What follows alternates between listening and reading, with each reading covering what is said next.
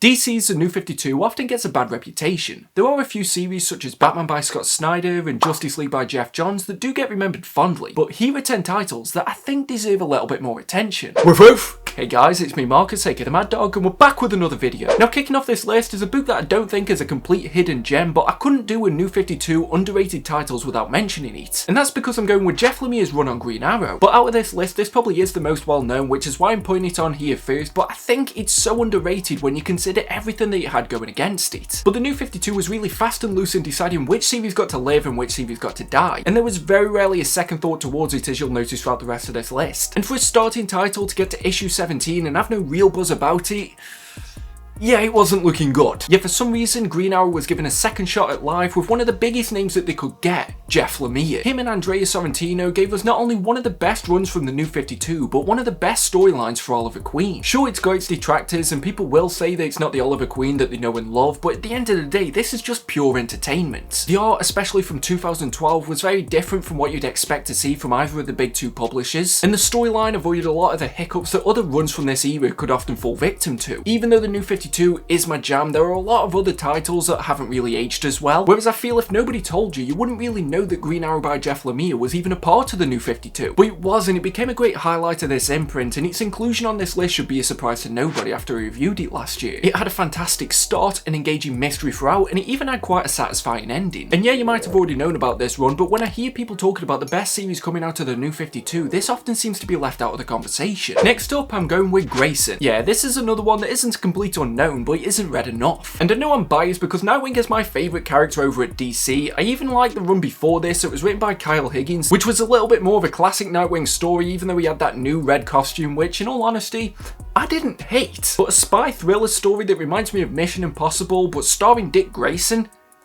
Yeah, okay, sign me up. And it just gives it this creative freedom that you wouldn't expect with the first Robin without taking so many liberties like what happened to him during the Rebirth era. Don't worry, I'm not talking about the Tom Taylor stuff, that's a return to form. And having Tom King on this title gave it an added sense of realism that you often don't get with many books. And it's also clear that Tim Seeley, who was writing this, had a massive love for the character and just wanted to write an enjoyable story. And also still feel like this book would work well today for somebody who just wants a break from modern superheroes. And again, that if you hear the concept of this, it sounds like it'd be something that's goofy and cheesy and it just wouldn't work. And don't get me wrong, it's not exactly the Bourne Identity, but Grayson just does something right. And for me, it just represents what the New 52 was supposed to be. It was about taking chances and writing creative and fun and unique stories. It's definitely worth checking out today, especially since the omnibus got reprinted, which you can pick up with the discount codes from the channel's sponsor, Organic Price Books. They've got great packaging, fast shipping, and amazing customer services, and if you use code WOOFWOOF, you'll get $2 off your order. And if you're ordering 3 or more books and you want them to be delivered together, make sure you use code WOOFWOOF, ship it together for 5% off your entire order. Don't worry, you can just copy and paste them from the description down below and you can use these codes as many times as you like. So yeah, there were a lot of Bat Family books during the New 52, some of which are the best that this imprint has to offer, and then there were others like that Catwoman series that I don't think I can go into detail on here. And then there just seems to be a lot of other books from this middle section that were entertaining, but they were often falling into the shadow of the Batman. And one of those series that definitely deserves to stand on its own 2 feet was Batwing. And this was also one of those bizarre series that just got better the longer the run went on. And that's not me knocking the initial couple of arcs when David was done in the wings, because that gave us this really unique, technologically advanced detective story that was set outside of Gotham. But for me, this story really became something special when Luke Fox entered the picture. Jimmy Palmiotti and Justin Gray also took over the writing, which is something that often feels overlooked. And even if I feel like the art wasn't the best, this is still one of the best Bat Family books that came out of the New 52, which again is saying something because I cannot stress how many of these there were. But part of me is never going to forgive DC because he did solicit an omnibus of it all and then later, you know, cancelled it, which shouldn't surprise me. And joining them on this list is going to be Red Lanterns. This is one of those series that genuinely baffles me, which isn't that difficult, because it isn't talked about nearly as much as it should be, especially when you've got names like Peter Milligan and Charles Soule working on it. Spiraling out to Jeff Johns' historic run on Green Lantern, which I've already spoke about in a video talking about why I think it's just the best. This title took the most interesting group out of the spectrum and gave them their own series and fleshed out the characters in a concept that sounds like it would have been cancelled after a couple of issues. But I thought to myself, stuff that if they were leading their own series and they weren't just the foil to another hero, it would have ended up feeling like overkill and they would have fallen into a category with other characters like Deadpool or Harley Quinn, that they're there pretty much just as a gimmick because you want to see how crazy it can get. But this series managed to expand on their mythos and just give them an extra layer of depth. And that alone probably would have made it good enough to be included on this list, but the stuff that they did with Guy Gardner just puts it on that next level. It also had great crossovers with other members of the Lantern Corps, so if you wanted to expand your knowledge on anybody that's ever held a ring, then this would also be a great start. The art's also really enjoyable throughout and just manages to capture the rage that every member of this team feels. And I wish more people knew about this series. It actually saddens me that I have to count this as underrated. Another one, I'm going with World's Finest. Yeah, maybe this is me just showing my bias towards Power Girl. I've already done a video talking about who she is because I just want more people to know about this character. But this series followed the Earth 2 versions of Robin and Supergirl as they migrated across to the Prime Earth to adopt the new personas of Huntress and Power Girl. George Perez did the art for the first part, and it's just a fun series that doesn't take itself too seriously. There's this pseudo buddy cop vibe that's going on between Helena and Karen, and I just love that they get enough time on their own, but also as a duo. So if you only know a little bit about one character or the other, or you might not know anything about either of them, this is actually a pretty nice introduction. And even though towards the end it does ditch them off for the more traditional World's Finest duo of Superman and Batman, which isn't to be confused with the other New 52 series called Batman and Superman, which I might touch on later, this still tells a story that's worth reading. And despite this not being one of the cream of the crop titles for the New 52, it is still one of the longest recent runs that you can read if you want to get into Power Girl. Following that though, I'm going with Omak. And don't fact check me on this one, but the O in the title stands for...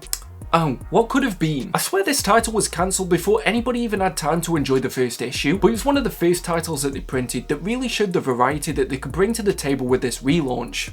You know, at least until it got cancelled. And I didn't know a lot about Omak when this first got announced, just that it got mentioned a lot during Infinite Crisis. But what the Omak New 52 series did was make me feel a bit more connected to the wider DC mythos. Sure, it's a relaunch and they pretty much wiped away the continuity, but because of this, I went back and I looked into Kirby's career. This style, which was big, bold and dynamic, was something that I hadn't really seen in single issues. And because I wanted to see more of this, I did go back to some of those older Kirby books and I had a newfound appreciation for them. So this title did a lot for me, and it's such a shame that it was cut short as early as it was. We only got 8 issues of this, but it was an interesting blend between action and sci-fi that introduced me into some of the bigger concepts within the DC universe. So yeah, we did only get 8 issues, but that's better than nothing, and I guess I'll take it. I'm not really going with any kind of official numbered order to these, but next up I'm going to go with Frankenstein, Agent of Shade. The joys of a character becoming public domain. This was another title from the first wave of books that just couldn't seem to maintain any kind of momentum, despite the fact it was written by both Jeff Lemire and Matt Kindt. And I probably should have mentioned this way early on, but when the New 52 first started, they divided the books into different families, but there was about 6 or 7 of them, and the most underrated of them all was The Dark. It also just felt like DC didn't have a way to categorize these, and if it wouldn't have been The Dark, they probably would have just called this Other. But this was where all the supernatural stuff went on, despite the fact that there was another group of books that was just called The Edge. But this series was a perfect mix of horror and action, as Frankenstein led his own team of creature commandos, and they operated like an army unit against supernatural threats. Later on in the series, the organization of Shade itself came into question, which meant that this was one of those series that always kept me guessing. The art was also quite unique with this rough and murky look to it, and it just had this great consistent tone throughout. And admittedly, I forgot that this series existed until I saw Frankenstein showing up again in other titles like Tomasi and Gleason's run on Superman and Batman and Robin. And if nothing else, I just find it a bit ironic that this series was never brought back to life. Again, this list isn't numbered, but I had to put this in the runner-up place because it's Earth 2. And this is one of those runs that I feel would have done much better if it would have come out with the initial batch of books. It was written by James Robinson and later on by Tom Taylor, and it was set in an alternate universe, and there's no prizes if you guess it's in Earth 2, and it's this great reimagining of the members of the JSA. After the Batman, Superman and Wonder Woman of Earth 2 disappear, Alan Scott and Jay Garrick and a slew of other established members form a new team to defend the planet. And the majority of the story arcs within this run felt bigger in scope because it could take more risks because it didn't have to worry about affecting other titles. And because it wasn't constrained to that main continuity, this really felt like it was something different. And over the course of the 32 issues, he introduced different members and was allowed to take liberties with them. And it's strange that in a company-wide relaunch that allowed for new stories and creative choices, the one that took the most risks was one that was set on a completely different Earth to begin with. Now, anytime I do one of these list type videos, there's always at least 2 people in the comments that get offended because the book that they are thinking of doesn't appear. As if I've got some kind of ability to read minds or time travel and just go back and redo the video. But before we jump into my number 1 pick, I'm just going to give you some honourable mentions. mentions. I said it before, Batman Superman, pretty much anytime this duo comes together, I'm going to enjoy it. But Greg Pak worked on this series and I remember really liking those opening issues. The art's also pretty fantastic throughout and I definitely think this is worth checking out. Talon, which was a spin-off series that started over at Batman, it was written by Scott Snyder and James Tynion IV, two big names that really just helped to expand a character that was quite new to the universe, but I think they did so in a really believable way. Justice League of America, not to be confused with Justice League or the other 7 Justice League titles that existed during this imprint, but this was an offshoot that was still written by Jeff Johns, but you had some of the lesser known characters, and I think this is where Martian Manhunter ended up. Secret Origins was a great anthology series, and each issue looked at a few different characters. And I'm also going to recommend Secret 6 by Gail Simone, and in all honesty, I almost forgot that this was part of the New 52 because it came so late into the imprint. It's pretty much just a return to form for Gail Simone. I feel like she really got shafted during the New 52, but all of the runs that she did were really enjoyable. But I truly believe that the most underrated run in the New 52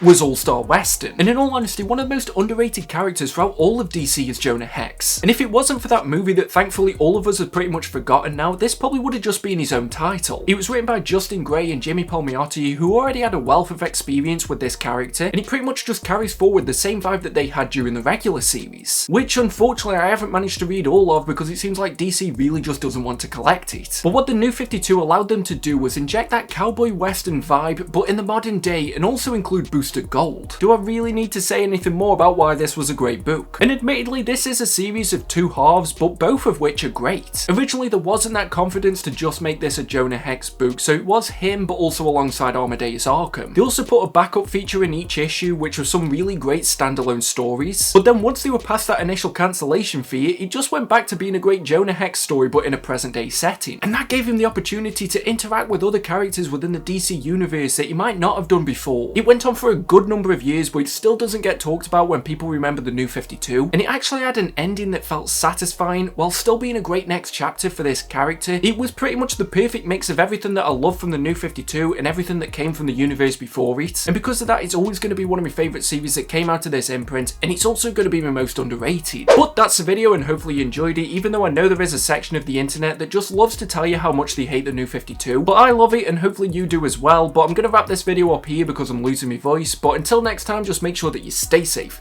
and stay mad, all you dogs. Woof woof. See you at the next video.